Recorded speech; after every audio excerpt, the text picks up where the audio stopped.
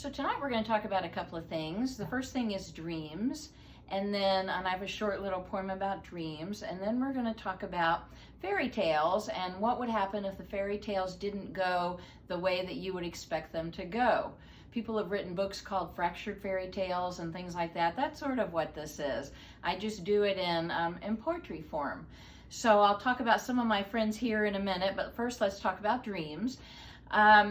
I think my dreams are influenced by what I eat, which is what I wrote this poem about. But lots of things can influence dreams. And I always hope that the dreams I have are happy dreams.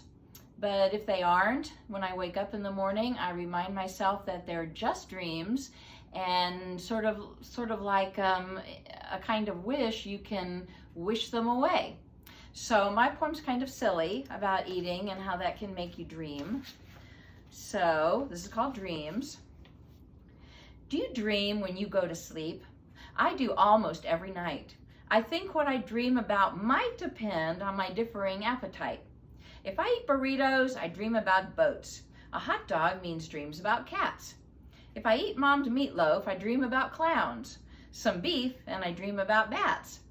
I wonder what dreams I would have at night if I ate all my carrots and peas. I know it can't be better than dreams I have when I eat macaroni and cheese. Those would be good dreams. So if you have bad dreams, you can wish them away, and I'm hoping most of your dreams are pretty dreams and happy dreams. Okay, before I talk about my fairy tale people, I want to talk about a couple of things. When we were talking about birds, I said that this guy here was a falcon, and he's actually a hawk. And falcons and hawks look a little bit alike, but probably more importantly, they're both hunters. And so I think I must have had falcon on the brain, but he's actually a hawk, and he was sitting up on a sign when I was out walking one day when I took the picture. So that's Mr. Hawk. And then I picked up a couple of birds, and I wanted to show these to you because they make the sounds. So we have a robin. And that's the robin sound. And I have a mockingbird. This is one of my favorites.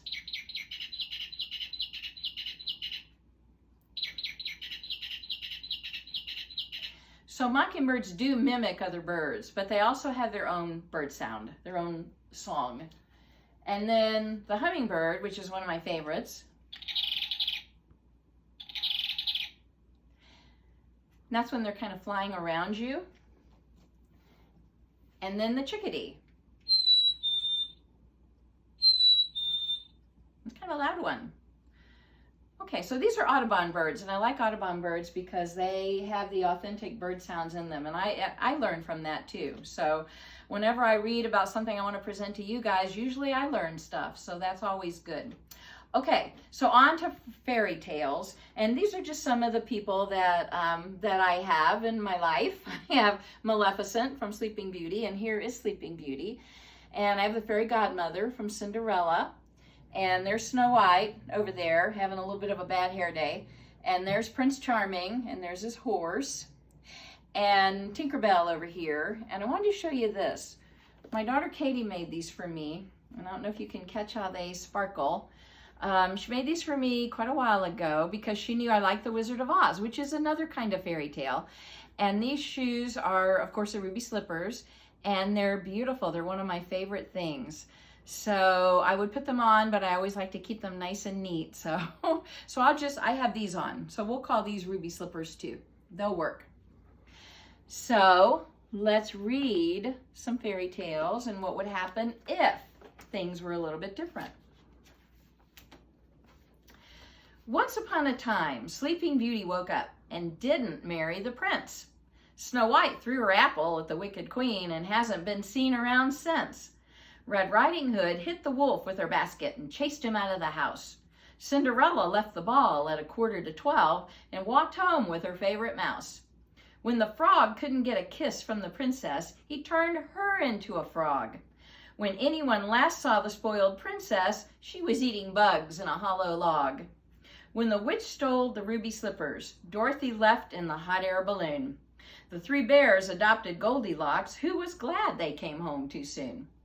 Rapunzel made a ladder out of bed sheets and climbed down from her high tower. The little mermaid kept her beautiful tail and therefore her speaking power. Rumpelstiltskin spun tons of straw into gold and bought a monkey with some of his money. The shoemaker's elves made purses, not shoes, and thought the whole thing was quite funny.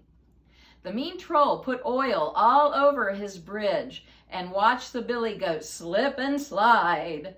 The three little pigs built a leaky houseboat and sent the wolf on a long ocean ride. Sometimes stories have the same old endings that are common and very respected. But it's fun to think about what might have been if the endings were more unexpected. So it's fun to use your imagination and your creativity and rewrite endings to stories. And if you do that, if you pick a fairy tale and rewrite the ending, for sure, let me know about it on Facebook. So thank you for going on a journey with me through silly fairy tales and through dreams. And I hope you have very lovely dreams the next time you go to sleep. And I will see you soon. So 1, 4, 3, and bye-bye.